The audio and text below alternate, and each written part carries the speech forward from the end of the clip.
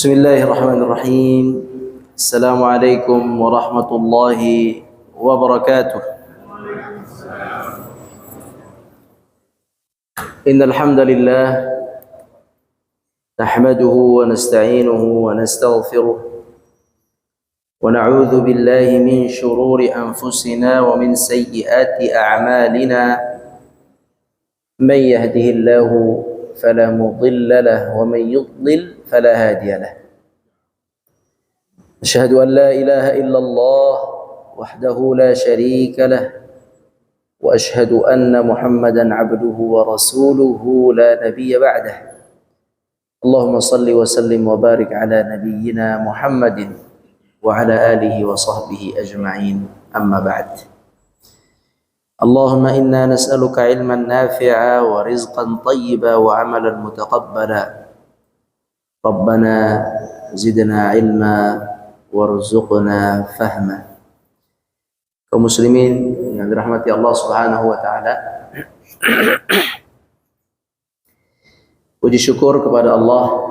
Alhamdulillah kita dapat bertemu kembali dalam rangka menuntut ilmu, mempelajari agama Allah Subhanahu wa taala yang kita yakini. Semoga Allah Subhanahu wa taala memberikan kepada kita ilmu yang bermanfaat, ilmu yang Allah jadikan sebab terbukanya jalan pintu surga untuk kita. Amin ya rabbal alamin. Salawat dan salam kepada Nabi kita, Nabi besar Muhammad sallallahu alaihi wasallam. Hari ini insyaallah kita akan melanjutkan rukun-rukun salat. Rukun salat yang akan dibahas hari ini adalah tentang sujud. Sujud. Kemarin kita sudah membahas tentang i'tidal. I'tidal yaitu bangkit berdiri dari ruku'. Sekarang kita akan membahas insyaallah tentang sujud. Yang pertama kita akan bahas keutamaan sujud. Keutamaan sujud. Khusus untuk sujud di sini banyak keutamaannya. Di antara keutamaan sujud adalah qala Rasulullah sallallahu alaihi wasallam ta'kulun naru ibna Adam, ta'kulun nar ibna Adam illa athar as-sujud. Harrama Allah azza wa jalla 'ala an-nar an ta'kula athar as-sujud. Artinya an-nar, api neraka.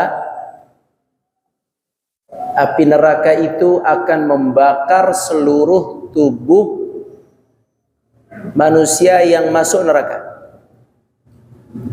Akan dibakar oleh api seluruh tubuh yang dilemparkan ke dalam neraka. Kecuali illa atharas sujud, kecuali bekas sujud, kecuali bekas sujud. Harramallahu azza wa jalla 'ala an-nar an ta'kula atharas sujud. Masyaallah. Allah mengharamkan atas api neraka, yakni api neraka tidak bisa membakar bekas sujud. Ini gimana? Sujud tapi ada di neraka. Ada masih. Assalamualaikum. Sujud tapi ada di neraka ini. Ini artinya ada orang yang sujud, salat, masuk neraka. Buktinya ini. Saking mulianya anggota sujud, neraka nggak bisa bakar anggota sujud atau bekas sujud. Saking mulianya sujud. Dia salat, dia pernah salat atau dia salat, bahkan dia salat dengan salat seadanya, dengan salat yang tidak memenuhi syaratnya atau tidak memperhatikan waktunya, dia salat. Tetapi salatnya tidak bisa mencegahnya dari maksiat, sehingga dia pun bermaksiat. Ditimbang-timbang antara pahala salatnya dengan maksiatnya, banyak maksiatnya, maka masuk neraka orang yang seperti ini. Jika Allah inginkan masuk neraka, masuk neraka. Jika Allah inginkan untuk mengampuninya, maka diampuninya, masuk surga. Apabila dia masuk neraka dan dia dulu di dunia melakukan salat, baik salatnya yang asal-asalan atau salat yang di luar waktu atau salat yang tidak sempurna 5 waktu atau salat yang hanya setahun sekian kali, yang penting dia salat, maka bekas salatnya itu, bekas sujudnya, bekas sujudnya yang pernah dia pakai dulu anggota untuk sujud, wabil khusus anggota sujud, maka itu tidak terbakar oleh api neraka. Atharus sujud, bekas sujud. Bekas sujud ini bisa di bagian kening, bisa juga seluruh anggota yang dipakai untuk sujud. Masya Allah, hebat sujud, tapi ngeri, beritanya ngeri. Sujudnya hebat, tapi beritanya mengerikan tentunya. Karena ini berita ancaman buat muslim yang salat, bahwa hati-hati, bisa saja orang yang salat dilemparkan ke dalam neraka. Hanya saja bekas sujudnya dihargai oleh Allah. Antum bayangin coba, antum bayangin bagaimana Allah menghargai posisi sujud, bekas sujud itu, sampai makhluk terjahat yang Allah ciptakan, yakni neraka. Neraka itu simbol siksaan Allah yang paling dahsyat. Sampai simbol siksaan Allah yang paling dahsyat tidak diizinkan menyentuh anggota yang bekas sujud. Yakni hebat sekali sujud. Bagaimana orang yang nggak pernah sujud? Jadi Allah menghargai sujud.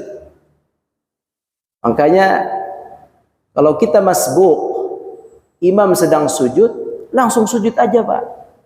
Tidak perlu menunggu imam berdiri. Itu rugi. Walaupun tidak mendapatkan 1 rakaat, tapi kita mendapatkan sujud. Kita mendapatkan sujud. Dan sujud adalah satu gerakan atau satu posisi yang mulia. Tidak pernah kita sujud kecuali kepada Allah. Siapa yang pernah sujud kepada selain Allah? Gak mungkin.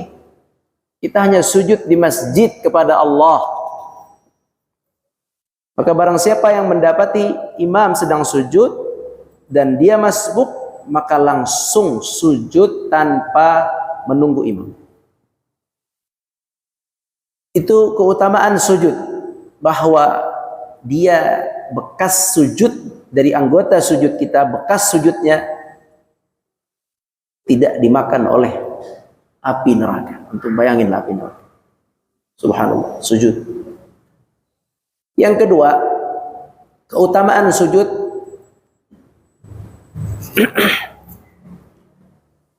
Kata Nabi SAW, "Alaika bikathratis sujud lillah." Alaika bikathratis sujudi lillah. فَإِنَّكَ لَا تَسْجُدْ لِلَّهِ سَجْدَةً إِلَّا رَفَعَكَ اللَّهُ بِهَا دَرَجَةً وَحَطَّ عَنْكَ بِهَا خَطِيئَةً. Rawahu Muslim. Alaika bikathratis sujudi lillah. Nabi berpesan kepada para sahabat atau kepada sahabat, perbanyaklah sujud. Bagaimana memperbanyak sujud? Nah, sholat sunnah. Kalau sujud doang nggak ada gunanya Pak.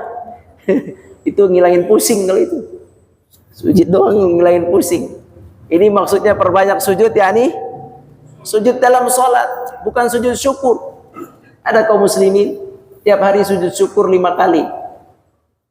Sujud syukur itu syariatnya bukan 5 kali sehari. Sholat 5 waktu baru 5 kali sehari. Sujud syukur itu adalah sujud yang dilakukan kalau dapat kenikmatan yang tidak biasa, kenikmatan yang luar biasa, atau terbebas dari musibah yang luar biasa, baru sujud syukur. Tiap hari sujud syukur.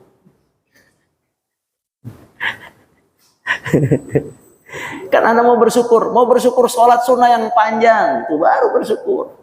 Sholat sunnah yang banyak, sujud yang banyak, baru bersyukur itu. Terlalu sederhana kalau bersyukurnya dengan memperbanyak sujud syukur. Serius, ada serius. Memperbanyak sujud syukur bukan begitu cara bersyukur kepada Allah. Mau bersyukur salat yang banyak, bersyukur sedekah yang banyak, bersyukur pakai harta untuk umrah, bersyukur bangun masjid untuk diri sendiri, bersyukur paling tinggi derajat syukur itu salat. Paling tinggi derajat syukur itu salat. Apa dalilnya? Banyak dalilnya. Di antara dalil yang kita hafal surat Al-Kautsar. Allah berfirman apa? Inna a'tainakal kautsar. Kami berikan kepadamu Muhammad Al-Kautsar. Apa Al-Kautsar? Telaga Kautsar. Satu maknanya telaga Kautsar, atau makna yang kedua Al-Kautsar nikmat yang sangat luas dan banyak. Baik nikmat di dunia ataupun di akhirat. Nikmat kerasulan. Siapa yang tidak menikmati kerasulan kalau dapat nikmat kerasulan? Nikmat iman saja besar. Bagaimana nikmat kerasulan? Pemimpin manusia di akhirat. Tidak ada yang bisa meminta syafaat atau izin Allah saat itu dari seluruh makhluk kecuali Muhammad SAW. Sampai nabi-nabi nggak ada yang bisa. Tanya Muhammad sallallahu alaihi wasallam. Nikmatnya banyak, nggak terhitung. Rasulullah sallallahu alaihi wasallam. Maka saking banyaknya disebut dengan istilah Al-Kautsar, nikmat yang banyak. Engkau telah diberikan nikmat yang banyak. Lantas bagaimana bersyukurnya? Fasalli. Apa arti fasalli? Salatlah. Maka salatlah. Ayat pertama menunjukkan nikmat, ayat kedua menunjukkan cara bersyukur. Fasalli. Maka salatlah, yakni ushkur rabbaka bis salat, yakni balaslah nikmat Allah dengan tunduk sujud kepadanya. Allah sudah kasih, Allah sudah muliakan, mau balas sujud kepada Allah, itu caranya. Bukan sujud syukur. Sujud syukur iya, tapi bukan itu. Sujud syukur bukan setiap hari. Salat usjud, salat sujud dua kali dalam 1 rakaat, 4 kali dalam 2 rakaat. Itulah cara bersyukur, sujud. Perbanyak sujud. Alaika bikathratis sujud, kata Nabi, perbanyaklah sujud dengan cara salat sunnah. Salat sunnah tidak terbatas jumlahnya di malam hari. Tidak terbatas, mau berapa silahkan. فَإِنَّكَ لَا تَسْجُدُ لِلَّهِ سَجْدَةً إِلَّا رَفَعَكَ اللَّهُ بِهَا دَرَجَةً. Kata Nabi, sesungguhnya tidaklah kamu sujud kepada Allah kecuali engkau akan diangkat derajatmu 1 derajat dengan 1 kali sujud. 1 kali sujud diangkat derajatnya. Wahutta aw wahatta anka biha khati'ah, atau diampuni dosanya. 1 kali sujud diangkat derajat dan diampuni. 2 langsung. Wah di sini 2 langsung. Sujud diangkat derajatnya, diampuni dosa. Ini khusus sujud. Kemarin kita sudah belajar ruku'. Tidak ada keterangan ruku' seperti ini. Kita belajar i'tidal, tidak ada keterangan i'tidal. yang ada keterangan yang seperti ini, satu kali sujud atau satu kali gerakan dengan tumakninah diampuni dosa satu dan diangkat derajat satu. Hanya sujud, posisi sujud ini. Ini menjadi panduan hukum bagi ulama yang memperbanyak salat tarawih dan qiyamul lail. Ini dalil mereka. Kata mereka, lebih baik memperbanyak rakaat daripada memperpanjang salat. Ini dalil kalau mau tahu. Jadi kaum muslimin yang salat 23 rakaat, itu maksud dari 23 rakaat, itu maksudnya ini biar sujudnya banyak. Itu sebenarnya kenapa mereka fatwa 23. Itu fatwa ulama 23, tujuannya adalah memperbanyak sujudnya. Cuman iya masalahnya sujudnya banyak, tapi nah itu dia, itulah biasa kekurangan, mungkin penyampaian kurang lengkap, jadi cepat akhirnya wallahu a'lam. Ya, tapi sebenarnya kenapa di Masjidil Haram, Masjid Nabawi menerapkan 23? Itu alasannya ini. Ya, alasannya barang siapa yang tidak sanggup sholat dengan diri lama. Berdiri lama bukan diri sebentar, dirilah lama, bukan sebentar. Kalau sebentar semua bisa. Siapa yang tidak sanggup memperpanjang bacaan sholat, satu berdiri misalnya 1/4 juz, tidak sanggup. 1/1 berdiri misalnya 1/8 juz, tidak sanggup. Barang siapa yang tidak sanggup berdiri panjang dalam sholat, maka diganti dengan memperbanyak rakaat. Memperbanyak rakaat. Tidak bisa banyak berdiri, ganti dengan banyak rakaat.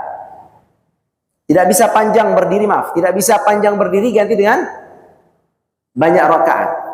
Kenapa? Karena dengan banyak rakaat banyak sujud. Itu alasannya. Sekarang mana yang lebih afdal? Banyak sujud, banyak rakaat, banyak sujud, atau panjang bacaannya? Hah? Mana yang afdal? Dari jam 8 sampai jam 10. Yang satu 11, yang satu 23. Sama 8 sampai 10. Mana lebih afdal? Hah? Sama-sama selesai sama, mulai sama. Itu baru bagus. Ini yang 23 selesai duluan. Ini masalah kalau ini. Udah kok lebih banyak tapi selesainya duluan. Gimana ini? Nah. Jadi 11 dan 23 sama-sama 2 jam. Mana lebih afdal? Apakah 11 ataupun 23? Karena dalilnya sama-sama kuat seperti ini. Dalil berdiri lama juga kuat. Dalil berdiri lama adalah dalil perbuatan Nabi. Nah, dengar? Kalau Nabi sholat 1 rakaat Al-Baqarah, An-Nisa, Ali Imran, itu dalilnya. Tapi perbuatan, tahu perbuatan? Perbuatan, Nabi melakukan itu. Berdiri panjang. Terus kata Aisyah, rukunya panjang, jangan ditanya. Kata Aisyah, jangan ditanya. Ketika sujudnya panjang, jangan ditanya. Jangan ditanya. Ya, kalau dijawab nggak bisa ngikutin. Jadi jangan ditanya berapa panjangnya rukunya, sujudnya panjang. Itu yang dilakukan Nabi. Jadi perbuatan Nabi itu adalah panjang berdiri, panjang sujud, panjang ruku. 11 rakaat setiap malam. Subhanallah sallallahu alaihi wasallam. Kalau dari perbuatan Nabi, dengan dalil perbuatan Nabi, maka yang afdal adalah 11 rakaat 2 jam. Kalau dari perbuatan Nabi, Tapi kalau dari sabda Nabi yang ini, yang hadis Muslim, saya belum sempat terjemahin, jadi cuma satu teksnya. Kalau yang hadis ini, sabda Nabi, alaika bikathratis sujud, perbanyak sujud. Nah kan? Dengan anjuran perbanyak sujud. Sujud tadi tidak akan tercapai kecuali dalam sujud itu yang dimaksud harus di dalam salat. Perbanyak sujud berarti perbanyak salat, perbanyak rakaat. Karena kata Nabi, satu sujud engkau diangkat derajat, diampuni dosa. Maka kalau pakai dalil yang ini memperbanyak sujud, maka yang 2, 3 tadi lebih afdal. Jadi mana lebih afdal? Dua-duanya afdal. Nah, dua-duanya dalilnya kuat. Kalau berhentinya mulai sama, berhenti sama. Kalau sama, afdal dua-duanya. 2 jam 11, 2 jam 23, mumtaz. Tapi kalau setengah jam 11, seperempat jam 23, ini dipertanyakan sih. Perlu dipertanyakan. 7 menit. Masa 7 menit?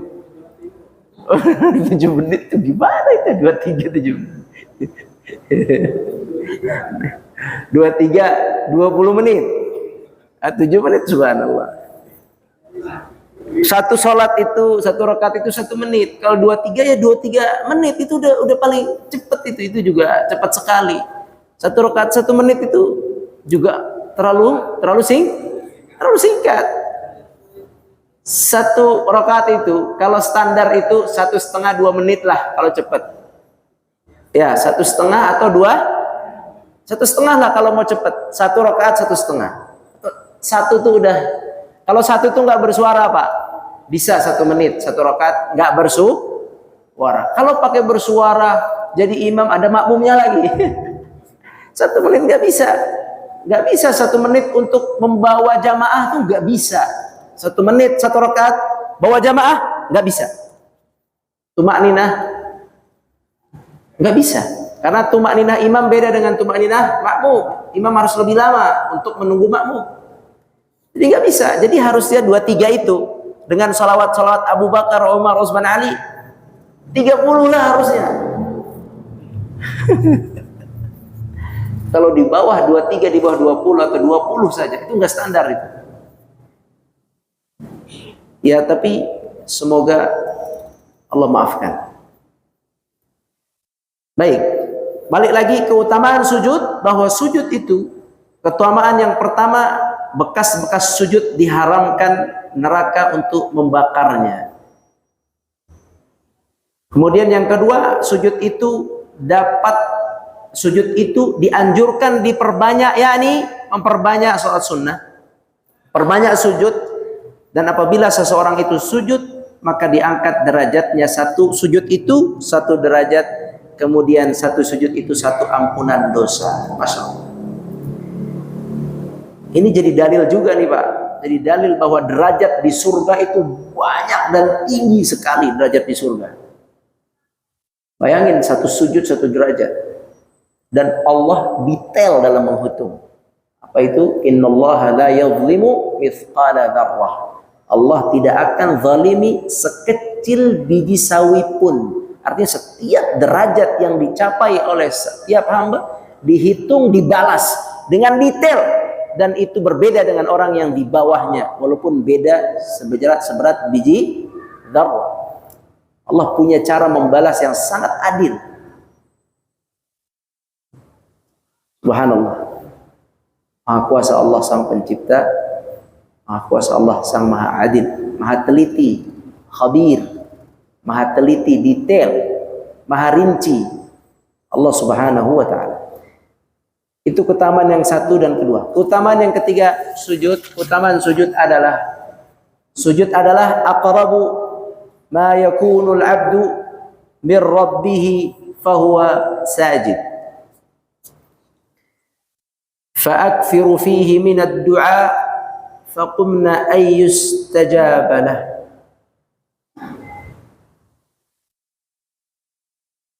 Yaitu keutamaan yang ketiga, sedekat-dekatnya hamba kepada Allah adalah ketika sujud.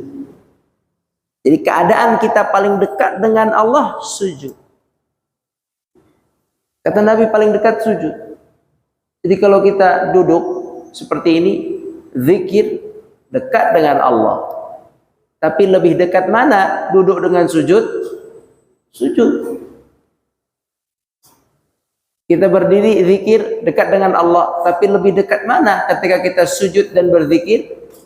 Sujud. Kita duduk dan berdoa dekat dengan Allah dengan doa-doa kita. Tapi mana lebih dekat sujud dan berdoa? Mana lebih dekat? Sujud. Itu sudah pastilah. Dari tadi kita bicara betapa mulianya sujud. Ternyata sujud bagian yang terdekat atau posisi terdekat dengan Allah Azza wa Jalla. Maka wajar jika yang tadi itu diberikan oleh Allah kemuliaan, diangkat derajat, diampuni dosa, neraka tidak bisa memakan bekas sujud. Karena sujud itu adalah posisi kita paling dekat dengan Allah Azza wa Jalla. Mendekat dengan Allah dalam sujud. Karena posisi dekat dengan Allah, yakni saat sujud, maka kata Nabi SAW, fa'akfiru fihi minad du'a, maka perbanyaklah doa. Perbanyak doa di sujud. Sujud ke berapa? Semua sujud. Semua sujud. Karena Nabi tidak menentukan sujud ke berapa. Nabi mengatakan keadaan terbaik manusia dengan Allah adalah saat sujud. Sujud ke berapa? Gak ada, gak usah dibatasin. Sujud aja. Sujud yang ke satu, iya. Kedua, iya. Ketiga, iya. Semua sujud sampai sujud yang terakhir. Maka perbanyaklah di dalam sujud itu doa. Perbanyak doa dalam sujud yang panjang sujud. Kalau khususnya sholat sendiri tentunya. Di rumah. Perbanyak doa dalam sujud. Dan selain perbanyak doa dalam sujud, perbanyak zikir juga dalam sujud. Tasbih, tahmid, subhana rabbiyal azim. Diperbanyak tasbih, tahmid dalam sujud. Kemudian kata Nabi di sini, perbanyaklah doa. Banyak doa dalam sujud. Doa.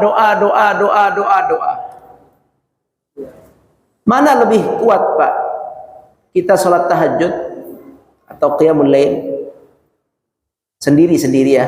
Kita sujud lama berdoa dengan kita sholatnya cepat. Assalamualaikum terus berdoa. Hah? Kalau doa sujud, doa lagi nggak habis sholat? Sholat sunnah malam. Banyakan mana bapak-bapak ini selama ini doanya habis selesai salam atau di setiap sujud di dalam sholat qiyamul lail?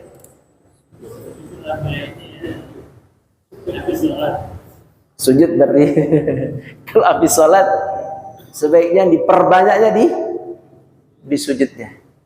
Sujud ke satu lamakan, sujud kedua lamakan. Seperti yang Sayyidah Aisyah, Ummul Mukminin Aisyah mengatakan sujudnya Nabi panjang.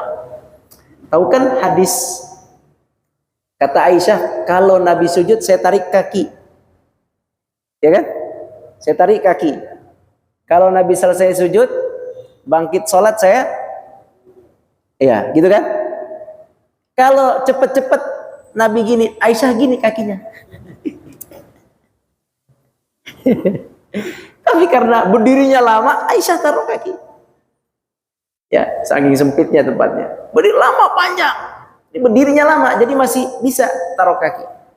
Nanti ketika Nabi mau sujud, Nabi sentuh itu kaki. Aisyah pun tarik. Tarik, itu lama juga tarik. Tahan dulu. Terus. Kemudian duduk di antara dua sujud tidak lama, sebentar. Kemudian sujud lagi panjang. Berarti kakinya menekuk, ya kan? Nanti setelah itu ulurkan lagi. Itu hadisnya begitu. Ya, ketika Nabi sujud saya tarik kaki. Ketika Nabi berdiri, saya ulurkan kaki. Subhanallah. Itu kalau sholat cepet-cepet, pegel yang tidur kagak bisa tidur ya. Tapi karena lama berdirinya, lama sujudnya, Aisyah punya waktu untuk menekuk dan tidur berbaring, yakni ada jeda untuk tidur. Kemudian Nabi berdiri lama, juga ada jeda untuk memanjangkan kaki yang cukup lama. Itulah begitu Nabi Shallallahu Alaihi Wasallam. Jadi sujud kalau bisa diperbanyak doa di sujud. Setelah selesai rakaat terakhir witir, mau tambah doa silakan. Tapi beda kekhusyuan orang yang doa dalam sujud dengan di luar sujud. Memang baik doa begini ba'da shalah, baik karena Allah ada hadis lagi, dalam hadis barang siapa yang berdoa di malam hari, mana hambaku yang berdoa di malam hari, berdoanya bisa di sujud atau di luar sujud, bagus berdoa. Tapi melihat hadis tentang keutamaan sujud, tentu lebih afdal jika di sujud itu diperbanyak doanya terus sampai selesai. Silakan mau mengulang doa, silakan diperbanyak setelah itu, tapi sujudnya digunakan untuk berdoa. Nah, inilah paling tidak keutamaan sujud. Ada 3 tadi, minimal ada 3 itu. Oleh karena itu, barang siapa yang masbuk tadi dan menemukan imam sedang sujud, maka langsung mengikut sujud. Walaupun itu sujud yang terakhir, walaupun setelah ini imam akan berdiri, ini pasti berdiri habis ini, gak apa-apa, sujud saja, langsung ikut sujud. Baik, itu keutamaan sujud. Sekarang kita akan membahas tata cara sujud. Tata cara sujud. Yang pertama, cara turun dari i'tidal ke sujud. Dari berdiri kemudian sujud. Apa yang didahulukan? Telapak, bukan telapak, lutut. Lutut dahulu atau tangan dahulu? Yang mana? Pertama, yang mendahulukan kaki. Lutut. Kita bacakan athar, dua-duanya athar. Athar itu perbuatan sahabat. Dua-duanya perbuatan sahabat. Dari perbuatan sahabat yang pertama yaitu Umar. Qala Alqamah, hafidna an Umar, an Alqamah wa Aswad, wal Aswad. Qala Alqamatu wal Aswad, hafidna an Umar fi salatihi annahu kharra ba'da ruku'ihi ala rukbatayhi. Berarti rukbatayhi kama yakhirrul ba'iru wa wada'a rukbatayhi qabla yadayhi. Jadi yang pertama Umar radhiyallahu anhu, ketika beliau dari i'tidal menuju sujud, beliau memulai dengan 2 lutut. Setelah lututnya menyentuh ke atas bumi, ke atas tempat sujud, barulah beliau meletakkan tangannya. Ini cara yang pertama. Cara ini benar. Cara yang kedua adalah mendahulukan telapak tangan. Ini juga dari perilaku atau perbuatan sahabat. Athar dari sahabat, qala Nafi', kana Ibnu Umar yada'u yadayhi qabla rukbatayhi. Ibnu Umar, tadi bapaknya Umar, sekarang anaknya. Beda ini. Kalau bapaknya, mana duluan bapaknya? Lutut. Radhiyallahu anhu. Anaknya radhiyallahu anhu, tangan duluan. Berarti ketika turun, tangan, baru kemudian lutut. Dari penjelasan 2 athar ini, para ulama membolehkan keduanya. tergantung kemudahan bagi orang yang melaksanakan salat tersebut. Sudah? Jadi sama-sama dibolehkan. Damai ya, gak ada masalah ini. Mau kaki dulu, lutut dulu, boleh. Mau tangan dulu, juga boleh. Silahkan. Jangan dihina ya. Itu tangan dulu tuh, kayak orang lagi nungging. Jangan dihina Syekh. Jangan dihina. Beliau mengamalkan sesuai yang athar Umar. Kemudian yang satu itu lutut dulu, bukan tangan dulu, lutut dulu. Kayak kalau lutut dulu kayak unta, itu harusnya tangan dulu. Jangan dihina juga, itu tidak apa-apa juga, karena ada riwayat dari Umar. Dan ini sudah menjadi fatwa ulama, boleh lutut dulu. Jadi tidak apa-apa lutut dulu, tidak apa-apa tangan dulu. Baik, itu cara turun dari i'tidal bersujud. Sekarang yang kedua, caranya yaitu mengenai posisi pergelangan tangan. Pergelangan tangan tuh, ini kan telapak tangan. Jadi dari sini sampai sini, sampai siku ya, dari pergelangan sampai siku. Posisi ini namanya hasta ya, posisi hasta. Posisinya yaitu kata Nabi SAW, i'dilu fis sujud. I'dilu fis sujud, yakni luruskan tulang punggung yang namanya, luruskan tulang punggung saat sujud. I'dilu fis sujud. Nungging. Jangan terlalu tinggi atasnya, jangan juga terlalu bungkuk begitu. Yani i'dilu, luruskan. Biar dia turunannya bagus, luruskan. I'dilu fis sujud. Luruskan tulang belakang. Wala yabsut ahadukum dhira'ihi in bisatal kalbi. Udah, ini kita luruskan bagian belakang, kemudian pergelangan dari sini nih, pergelangan tangan sampai siku, kata Nabi jangan ditempelkan seperti ini. Seperti seekor anjing yang sedang santai. Lagi santai dia begini. Ya.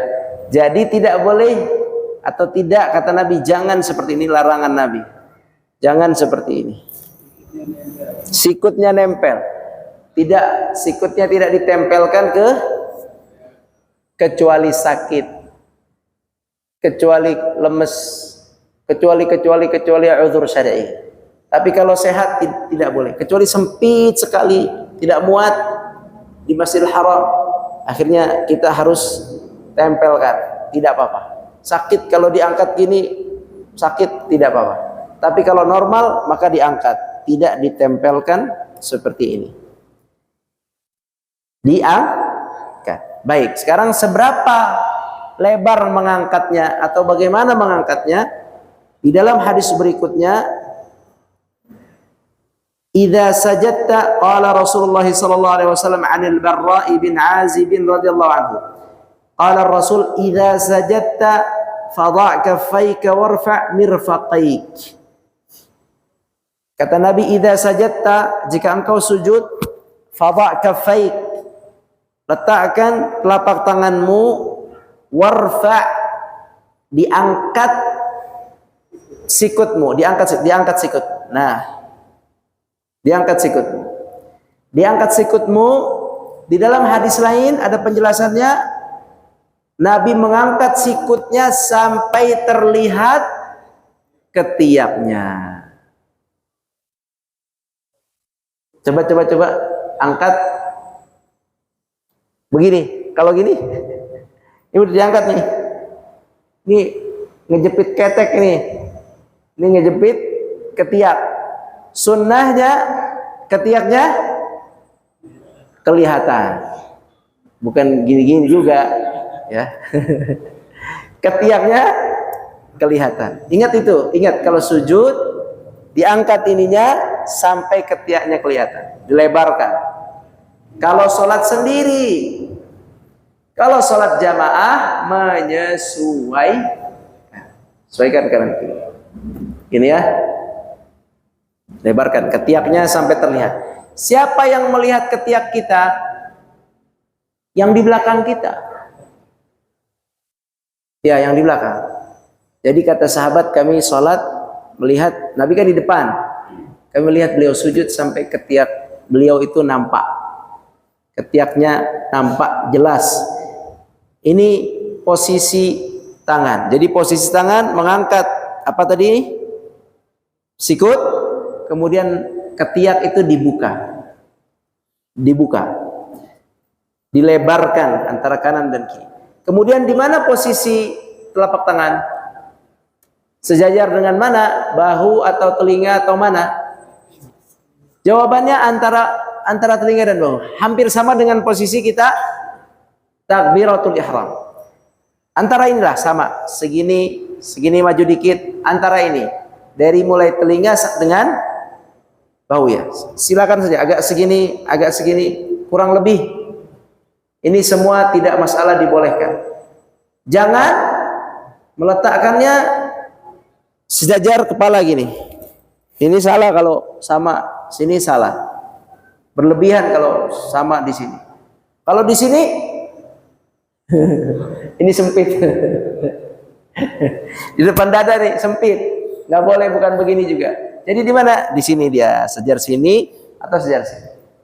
Nah, standar seperti yang bapak-bapak sudah lakukan. Yang penting jangan terlalu ke atas dan jangan didekap seperti ini. Bagaimana dengan perempuan? Dekap nggak? Nggak juga. Perempuan jangan didekap begini. Perempuan tidak didekap begini. Kalaupun ada pendapat yang mendekap, itu pendapat Imam Syafi'i. Tapi juga nggak suruh mendekap begini. Normal aja begini. Tidak dikembangkan. Normal aja. Jangan didekapkan. Itu posisi tangan. Baik, sekarang 2 menit lagi. Sekarang adalah posisi berdiri dari sujud. Ketika kita sujud, kita hendak berdiri.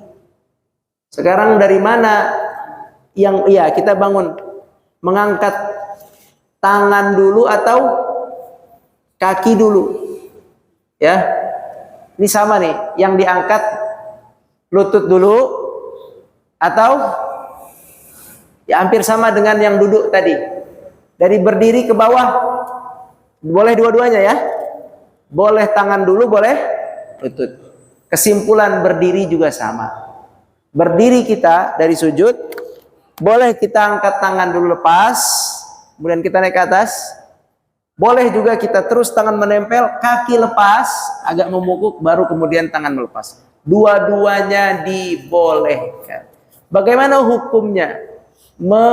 Menopang dengan tangan. Kita suka bangun dari sujud, bangun ya, berdiri ke atas, duduk dulu, kemudian kita balik lagi, kita topang ke atas. Bagaimana hukumnya? Boleh atau tidak? Itu juga tidak apa-apa, dibolehkan. Dibolehkan bagi yang perlu menopang, bagi yang tidak perlu menopang langsung naik ke atas.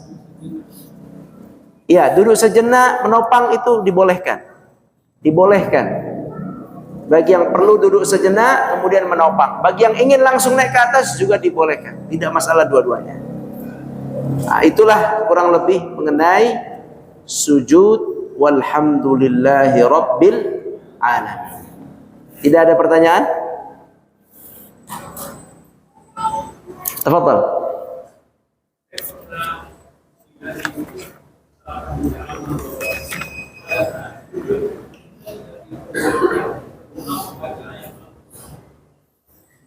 Pada saat sujud kita tidak boleh berdoa dengan ayat Al-Quran.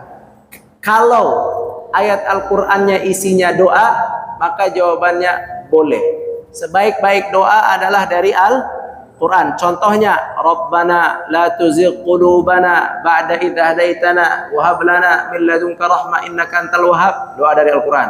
Rabbana atina fid dunya hasanah wa fil akhirati hasanah wa qina adzabannar. Doa dari Al-Quran. Rabbana hab lana min ladunka rahmah wa hayyi lana min amrina rasyada, dari Al-Quran. Boleh kalau teks doa dibaca dalam sujud, yang benar boleh. Karena doa yang terbaik adalah dari Al-Quran. baru dari hadis, baru yang kita hajat kita sendiri. Nah, jadi boleh, gak ada masalah. Wallahu a'lam. Udah siap soalnya nih, muazin. Baik, terima kasih. Barakallahu fikum. Yang benar dari Allah, yang salah dari ana mohon maaf. Kita tutup dengan kafaratul majlis. Subhanakallahumma bihamdik, asyhadu an la ilaha illa anta, nastaghfiruka wa natubu ilaik. Wassalamualaikum warahmatullahi wabarakatuh.